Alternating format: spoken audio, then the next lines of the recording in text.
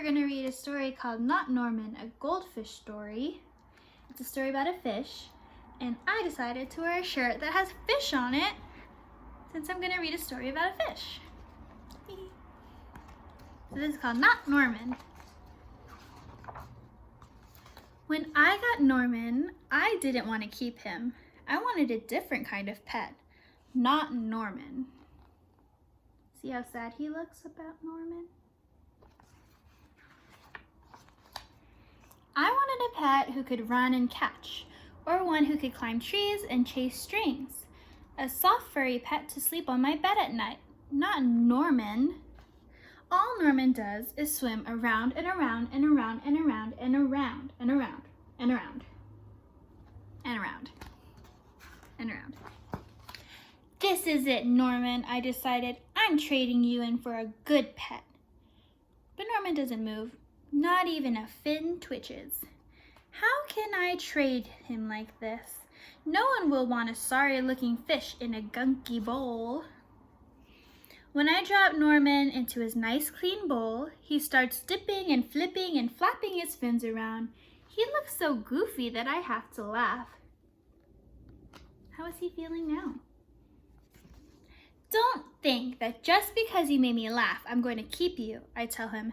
Tomorrow, you're out of here. Norman blows a stream of bubbles.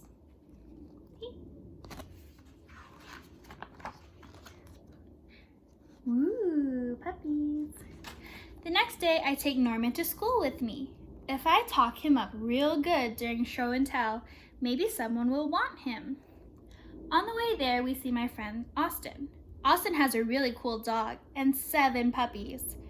Want to swap one of your pups for Norman, I ask? Who's Norman, asks Austin. My goldfish, I say. By the time I rescue Norman, half of his water was gone. The puppies drank his water. I'm sorry, I tell Norman when we get to school. I'm really sorry. He just stares at me all googly-eyed. Finally, it's my turn to show and tell. Just as I start to talk about Goldfish, Emily shouts, Jenny's gone! Who let my snake loose? His sign says Norman won amazing fish. He looks a lot happier now. But here's Snake. Does anyone hear the story of how I got Norman? Does anyone even ask to hold his bowl? No. They're all jumping and screaming and chasing the snake. Not Norman. He's looking right at me. Thanks for listening, I tell him. Everybody else is panicking. That afternoon, we go to my music lesson. As soon as it's over, I'm taking Norman back to the pet store. I take out my tuba and began to play. I glance over at Norman. He's swaying back and forth. Glug, glug, glug, glug, glug, glug. He mouths. Look, Norman's singing, I say. Pay attention, snaps Maestro, and try to play the proper notes.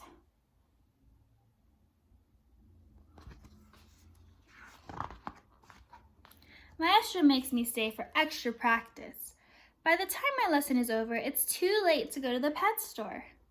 Don't think that just because you like my music, I'm going to keep you, I tell Norman. He glugs.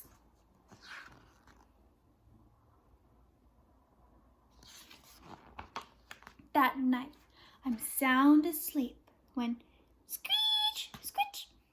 What's that noise? Screech, screech, screech, screech. Yikes, there's something at the window. Then, out of the corner of my eye, I spot Norman. He isn't scared. He isn't swimming around in circles either. He glugs and he gives me a little wave. I'm not alone. Together, Norman and I slide open the curtains. It was just a broken tree branch. Thanks for watching out for me, Norman.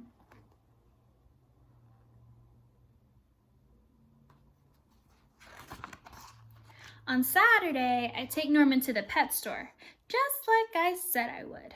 I look at the cats and dogs and snakes and birds. I look at the hamsters and mice and lizards too. They all look like good pets, but they are not Norman.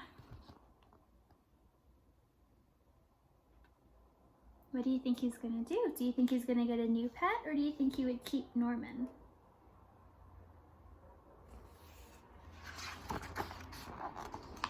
When I got Norman, I wasn't sure I wanted to keep him, but now, even if I could pick any pet in the whole world, I wouldn't trade him.